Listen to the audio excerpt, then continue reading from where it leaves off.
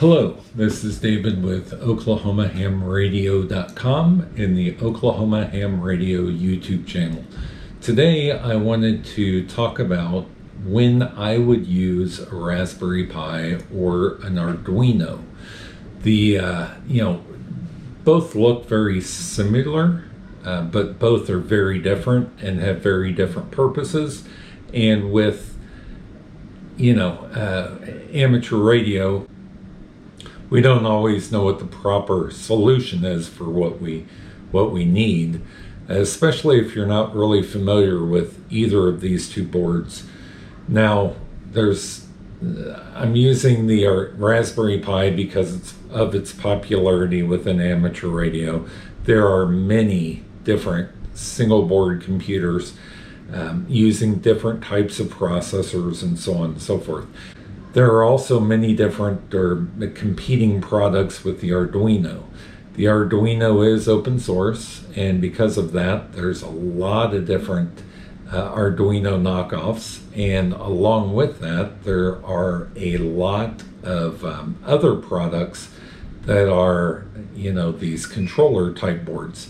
So I want to talk about each one, what they are, and go from there.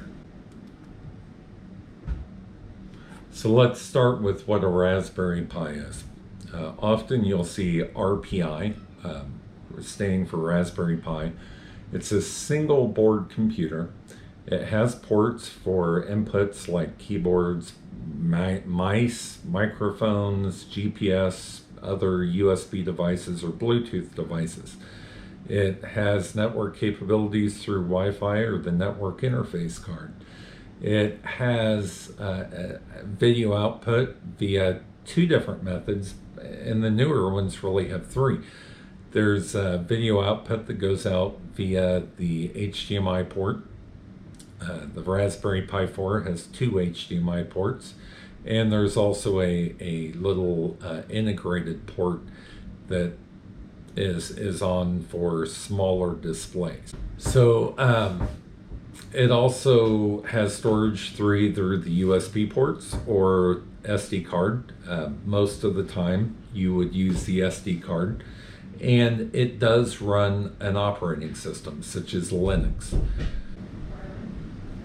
An Arduino, on the other hand, may have a USB port for communication. It doesn't always. There's many different sizes of Arduinos running a whole lot of different processors, a whole lot of different memory specs. But it doesn't have a spot for a keyboard. It doesn't have Bluetooth natively or network connections natively or anything like that. Both boards do have GPIO pins, or general purpose input-output pins. These GPIO pins are for serial communication, digital, analog, PMW type pins, ground, voltage, so on and so forth. Both of these boards utilize hats for expansion or additional devices, and both have a way of powering them, obviously.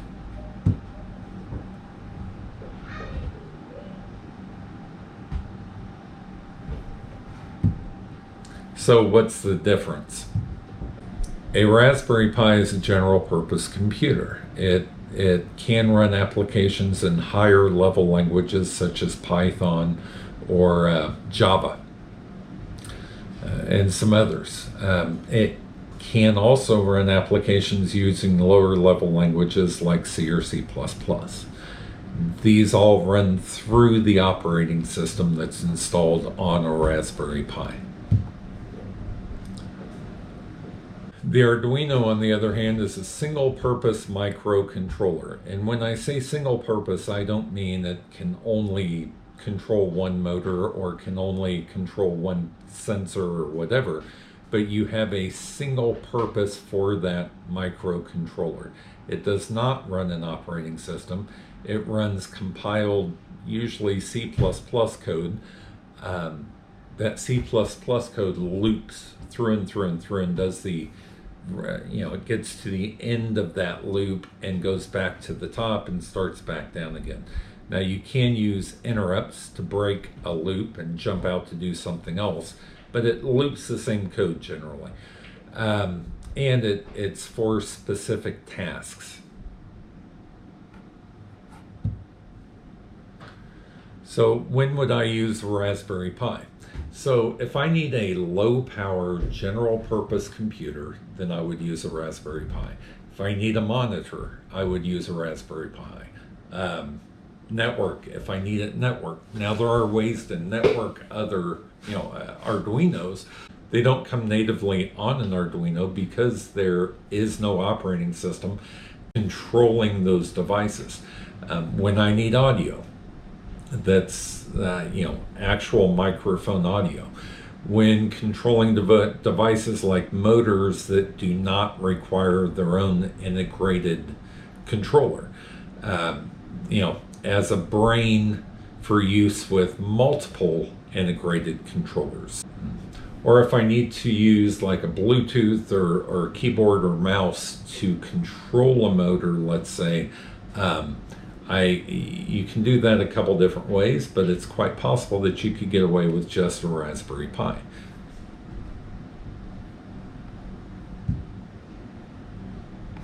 So when would I use an Arduino?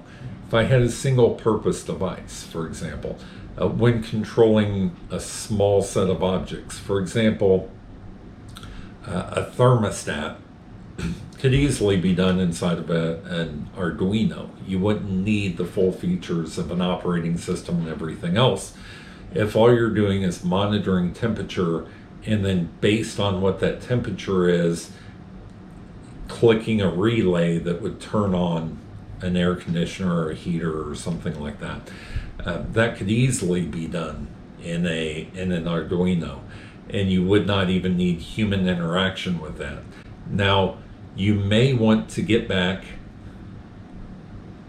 what the temperature is, let's say. You can do that on an Arduino through a little serial output device that is a screen. I would go with an Arduino in that case, just because it's not sure. You can turn the knob, and that's basically a potentiometer, which would be hooked up to an analog port on an Arduino, which then would adjust what the temperature what the trigger point is for the heater or thermostat to kick off. You don't need a full operating system for that. If another reason I would use it is if I was going to loop the exact same code over and over and over again. If I just simply need to control an object like that thermostat, get readings from that object, and even potentially pass information back to a computer for processing, which we'll talk about a device that does that here shortly. There are many types of single board computers. There's a ton of them out there. There's here's a list of them. It's not an exhaustive list by any means, but all of them kind of compete with the Raspberry Pi. So a Beagle Bone,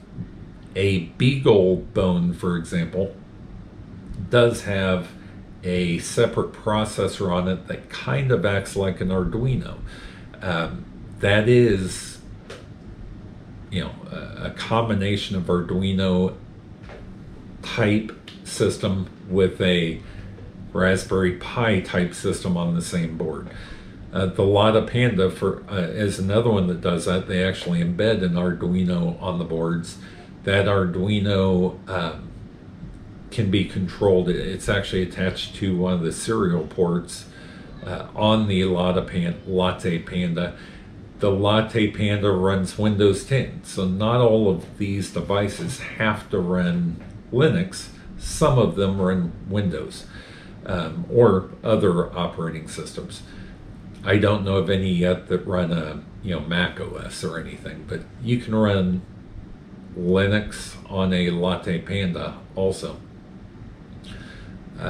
So here's just some of them. Also, Microsoft a couple years back started a project where they were working on being able to run Windows on a ARM processor.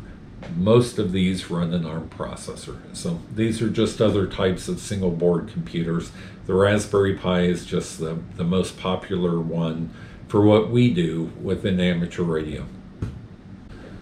So can these devices be used together? Definitely, as we talked about earlier. Both can communicate. Both have serial ports and can communicate back and forth over those serial ports. Also, some Arduinos have a USB port on them, and you can connect that USB port to an Arduino and communicate via serial across that USB to USB. Both can trigger activity on the other device by having a wire connecting between the devices via, let's say, digital port on the Arduino and the digital port on the Raspberry Pi. You do also have to have a ground that's common. So ground to ground, digital port to digital port, and what you can do then is have the Arduino, when it meets a certain condition, set that digital port to high, which in turn sets the digital port on the Raspberry Pi to high, which then makes, your code can be monitoring for that and have it do something on the Raspberry Pi. You can do it the other way also. So the Arduino can set a port to high, digital port, which then would set the Arduino port to high, which then would cause the Arduino to do something else if it's looking for, say, pin 9 to be set to high. So yes, you can use the two together. You could also do the same thing with analog. Analog is usually a value between 0 and 255 or 1 and 255, depending on how many volts are going through that port. So you could pretty easily say, monitor the sensor, and if the sensor goes above a certain the readings on the analog port go above a certain number, then do something over on the Raspberry Pi by having then a digital to digital connection. Again, you need a common ground between these devices. So you could also have a many-to-many relationship where you have many Pis and many Arduinos, and they're all interconnected, doing a lot of different things, in different ways. But I think that would drive you pretty crazy. It's much more common to have a one Pi or single board computer that then is connected to multiple Arduinos, each Arduino doing its own thing and reporting back to the Pi. So let me talk about that a little bit, why you would do that. A PC is not the most efficient at running code. A PC being an Arduino, a PC being something like a Raspberry Pi especially. And the reason for that is there's an operating system there, and there's a lot going on within that operating system. And that operating system has to keep track of hard drive stuff and memory allocation and processor and temperature and blah, keyboard and mouse and GPS and radio connection and all that stuff. It's trying to worry about all of that and make sure that everything stays up and going and running smoothly. The Arduino, you program again using C++. There is no operating system. C++ compiles down to a point that you can execute that code directly on the Arduino's processor. So it's extremely efficient. You're not wasting clock cycles trying to keep track of everything else. So what you could do in a situation, in a situation where you need you've decided you want a microcontroller, that microcontroller is going to monitor something, and only when a threshold is met do you want the Raspberry Pi to do something. Well, you could easily have a serial connection between those, have that serial connection being monitored, and when you get above that threshold, bam, the Raspberry Pi is watching for that and then executes code based on that. So that's an example. The processing load is happening on something else other than your computer, and the computer then just reacts to what it is and sends a command back to handle the situation however it needs to. So I'm going to talk about a few things that kind of do that in the real world that we live in. So an example, a great example, is a 3D printer. Now realize a 3D printer has at least 4 motors. There's one for the x-axis, one for the y-axis, one for the z-axis, and one for the extruder on the hot end, or the section that actually does the printing. Filament feeds through it, the extruder turns, pulling the filament down, feeding it through a hot end. That hot end melts the filament and extrudes out the nozzle.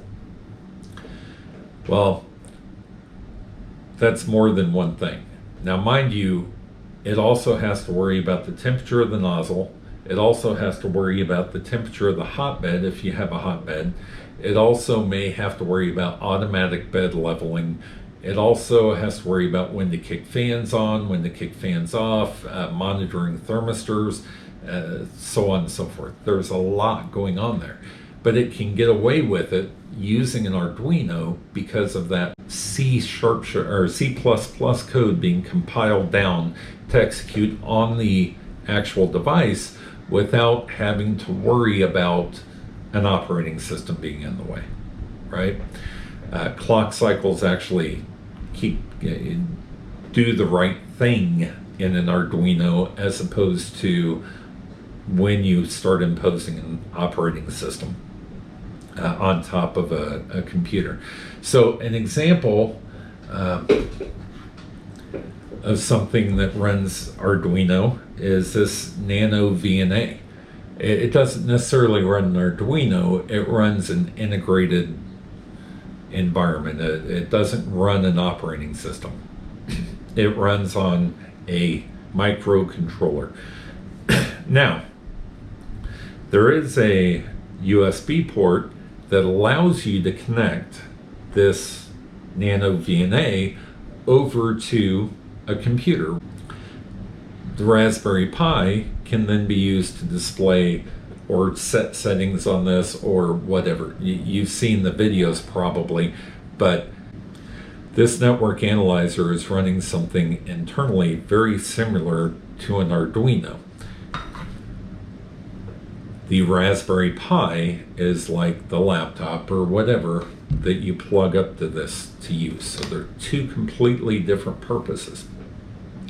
Let me give you another example.